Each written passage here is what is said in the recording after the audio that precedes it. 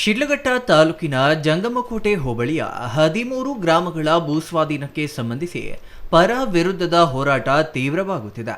ಒಂದು ಬಣ ಜೂನ್ 5ರಂದು ವಿಧಾನಸೌಧ ಚಲೋ ಹಮ್ಮಿಕೊಂಡಿದ್ರೆ ಮತ್ತೊಂದು ಬಣ ಜೂನ್ರಿಂದ ಹೋರಾಟಕ್ಕೆ ಕರೆ ನೀಡಿದೆ. ಭೂಸ್ವಾಧೀನ ಪ್ರಕ್ರಿಯೆ ಬೆಂಬಲಿಸಿದ ರೈತ ಬಣ ಇಂದು ಚಿಂತಾಮಣಿಯಲ್ಲಿ ನಡೆದ ಸುದ್ದಿಗೋಷ್ಠಿಯಲ್ಲಿ ಮಾತನಾಡಿದ ಕದಿರೇಗೌಡ ಹಾಗೂ ಜಿಲ್ಲಾ ಪ್ರಧಾನ ಕಾರ್ಯದರ್ಶಿ BA ಪ್ರತೀಶ್ ಜೂನ್ 4ರಿಂದ ಹೋರಾಟ ಆರಂಭಿಸುವುದಾಗಿ ಹೇಳಿದರು. ಚಿಂತಾಮಣಿ ಪ್ರವಾಸಿ ಮಂದಿರದಲ್ಲಿ ನಡೆದ ಸುದ್ದಿಗೋಷ್ಠಿಯಲ್ಲಿ ಮಾತನಾಡಿದ ಅವರು, ಜೂನ್ 4ರಿಂದ ಪಂಜಿನ ಮೆರವಣಿಗೆ, ಜೂನ್ 5ರಿಂದ ಉಪವಾಸ ಸತ್ಯಾಗ್ರಹ ರೈತರ ಹಕ್ಕುಗಳಿಗಾಗಿ ಹಮ್ಮಿಕೊಳ್ಳಲಾಗಿದೆ. ಜೂನ್ 5ರಂದು 13 ಹಳ್ಳಿಗಳ ರೈತರಿಂದ ಅನಿರ್ದಿಷ್ಟಾವಧಿ ಉಪವಾಸ ಸತ್ಯಾಗ್ರಹ ಪ್ರಾರಂಭವಾಗಲಿದೆ. ಈ ಹೋರಾಟಕ್ಕೆ ತಾಲೂಕಿನ ಎಲ್ಲ ಪಕ್ಷಾತೀತ, ಜಾತ್ಯತೀತ, ದಲಿತ ಪರ ಹಾಗೂ ಕನ್ನಡ ಪರ ಸಂಘಟನೆಗಳು ಮತ್ತು ರೈತರು ಬೆಂಬಲ ನೀಡಿ ಭಾಗವಹಿಸಬೇಕಾಗಿ ಕೋರಿದರು. ಶಿಡ್ಲಘಟ್ಟ ತಾಲೂಕು ಹಿಂದುಳಿದ ಪ್ರದೇಶವಾಗಿದ್ದ ಇಲ್ಲಿ ಯಾವುದೇ ನದಿ ನಾಲೆಗಳ ಆಶ್ರಯವಿಲ್ಲದೆ ಬರದ ಭೂಮಿಯಾಗಿದೆ. ಜಂಗಮಕೋಟೆ ಹೋಬಳಿಯ ಬಸವಪಟ್ಟಣ, ತಾದೂರು, ನಡುಪಿನಾಯಕನಹಳ್ಳಿ, ಯಣ್ಣಂಗೂರು, ಹೊಸಪೇಟೆ, ಚೊಕ್ಕಂಡಹಳ್ಳಿ, ಗೂಲಹಳ್ಳಿ, ದೇವಗಾನಹಳ್ಳಿ, ಅರಿಕೆರೆ, ಸಂಜೀವಪುರ, ಕೊಲಮಿಹೊಸೂರು, ಯದ್ದಲತಿಪ್ಪೇನಹಳ್ಳಿ, ತೊಟ್ಲಗಾಳಹಳ್ಳಿ ಸೇರಿದಂತೆ 13 ಹಳ್ಳಿಗಳ ವ್ಯಾಪ್ತಿಯಲ್ಲಿ 2823 ಎಕರೆ ಭೂಮಿಯನ್ನ KIADB ಮೂಲಕ ಭೂಸ್ವಾಧೀನಕ್ಕೆ ಸರ್ಕಾರ ಪ್ರಾಥಮಿಕ ಅಧಿಸೂಚನೆ ಹೊರಡಿಸಿತು ಎಂದರು. ನಾನೆಲ್ಲ ರೈತ ಬಂಧುಗಳೇ ಹಾಗೂ ಮಾಧ್ಯಮ ಮಿತ್ರರೇ, ಈಗ ಏನು ತಾವು ಶಿಡ್ಲಘಟ್ಟ ತಾಲೂಕಿನ ಜಂಗಮಕೋಟೆ ಹೋಬಳಿಯ 13 ಹಳ್ಳಿಗಳ KIADB ಪರ ಹೋರಾಟ ಸಮಿತಿಯ ಏನು ನಮಗೆ ಒಂದು ಬೆಂಬಲ ಕೋರಿದೆಯೋ, ನಾವು ನಮ್ಮ ತಾಲೂಕಿಂದ ಒಂದು 500 ಜನ ಬಂದು ತಮಗೆ ಬೆಂಬಲ ಸೂಚಿಸ್ತೀವಿ.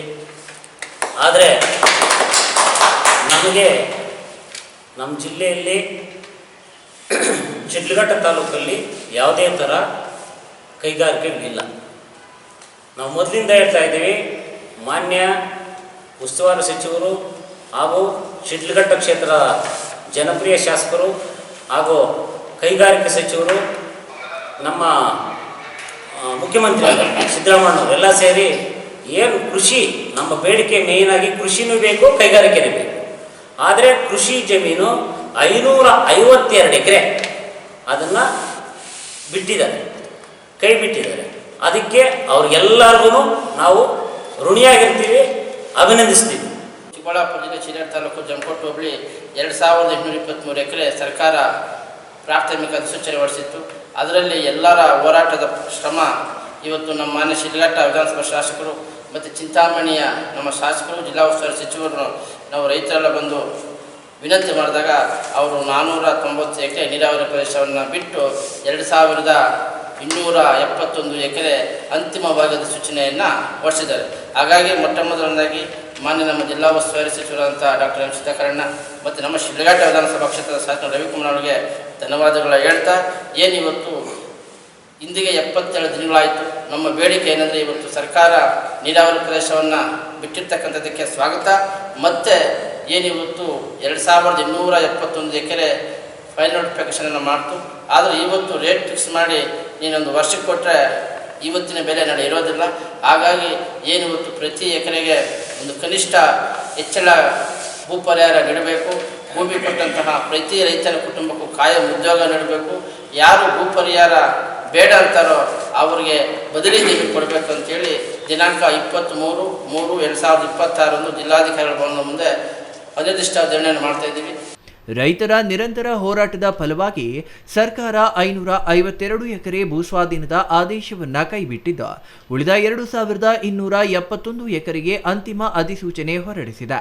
ಆದರೆ ಸರ್ಕಾರ ಕೈಬಿಟ್ಟಿರುವ 552 ಎಕರೆ ಜಮೀನಿನ ಮಾಲೀಕರೇ ಹೋರಾಟದ ಮುಂಚೂಣಿಯಲ್ಲಿದ್ದು, ಉಳಿದ ರೈತರ ಜಮೀನನ್ನ ಏಕೆ ಬಿಟ್ಟಿಲ್ಲ ಎಂಬುದು ವಿಪರ್ಯಾಸದ ಸಂಗತಿಯಾಗಿದೆ ಎಂದರು.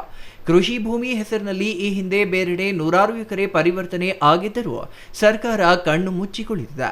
ಕಳೆದ 75 ದಿನಗಳಿಂದ ರೈತರು ಹೋರಾಟ ನಡೆಸುತ್ತಿದ್ದರೂ ಸರ್ಕಾರ ಈವರೆಗೂ ರೈತರ ಅಹವಾಲು ಆಲಿಸಿಲ್ಲ ಎಂದು ಮುಖಂಡರು ಆಕ್ರೋಶ ಹೊರಹಾಕಿದ್ದಾರೆ. Imran Khan, CTV news, Chintamani.